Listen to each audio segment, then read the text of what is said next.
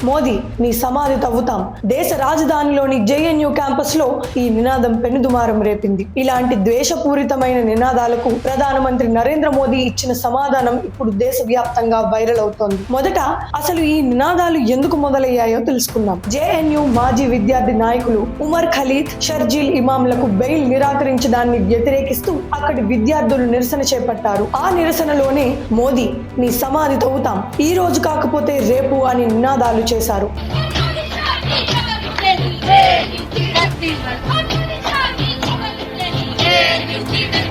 మరి ఈ బెదిరింపు నినాదాలపై ప్రధాని మోదీ ఒక బహిరంగ సభలో మాట్లాడుతూ మోదీని సమాధి తవ్వుతామని, మోదీని బతికుండగానే పాతి పెడతామని నినాదాలు చేస్తున్నారు. నన్ను తిట్టడంలో కూడా వాళ్ళు తమ ఓటు బ్యాంకు రాజకీయాలను మర్చిపోకుండా ఒక హిందువుగా నన్ను తగలబెడతామనట్లేదు, తమ ఓటు బ్యాంకుకు నచ్చేట్టుగానే నన్ను పాతి పెడతామంటున్నారు. కానీ ఆ తరువాత ఆయన చెప్పిన మాటలు అందరినీ భావోద్వేగానికి గురి చేశాయి.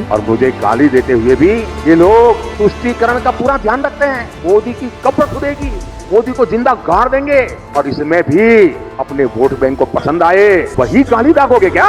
వాళ్ళు ఎన్ని నినాదాలు ఇచ్చినా, నన్ను ఎంత ద్వేషించినా వాళ్ళు ఒక విషయం మర్చిపోతున్నారు. నాకు ఈ దేశంలోని కోట్లాది మంది తల్లుల ఆశీర్వాదాలు ఉన్నాయి. ఆ మాతృశక్తి అనే రక్షణ కవచం నా చుట్టూ ఉన్నంత కాలం మీరు నన్ను బ్రతుకుండగా కాదు కదా, చనిపోయాక కూడా నన్ను తాకలేరు అంటూ తనపై ద్వేషం కురిపించే వారికి గట్టిగా సమాధానం ఇచ్చారు. मातृशक्ति का इतना आशीर्वाद है, ये लोग चाहकर भी मोदी को जीते जी भी और मरने के बाद भी जमीन में नहीं गाड़ पाएंगे. ఒకవైపు ద్వేషంతో సమాధి తవ్వుతామనే నినాదాలు, మరోవైపు ప్రేమతో దీవించే అమ్మల ఆశీర్వాదాలు. ఈ రెండింటి మధ్య ఉన్న తేడానే ఈ రోజు మన దేశం గమనిస్తోంది. ఈ ద్వేషానికి ప్రేమకు మధ్య జరుగుతున్న ఈ యుద్ధంలో మీరెటువైపు ఉంటారు? ఈ విషయంపై మీ అభిప్రాయం కింద కామెంట్స్ లో తెలియజేయండి. ఈ భావోద్వేగ ప్రసంగం మీకు నచ్చితే ఈ వీడియోకి ఒక లైక్ కొట్టి అందరికీ షేర్ చేయండి. జై హింద్.